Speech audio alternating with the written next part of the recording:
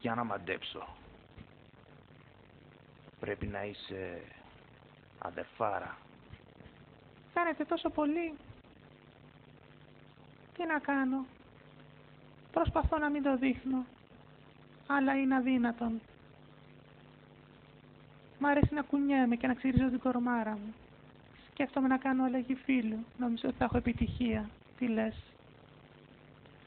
Αναμφίβολα, έτσι και κατέβεις στη Συγκρού θα κάνεις πάταγο. Νομίζω ότι γουστάρεις, Λεωνίδα, να με γαμίσεις. Νομίζω ότι θέλεις. Θες να με ξεσκίσεις. Πες την αλήθεια, παραδέξου το. Θες να με γαμίσεις κι εσύ και οι υπόλοιποι 299. Καλύτερα να πεθάνω παρά να σε γαμίσω. Θα με γαμίσεις ή θα σε ευνοχήσω? Πω, τι πούστρα είσαι εσύ. Κοίτα να δεις, ρε παιδί μου, δεν γαμάμε αδερφές. Πώς το λένε, γκέγκε. Δεν δέχομαι, όχι, Λεωνίδα. Θα με γαμίσεις.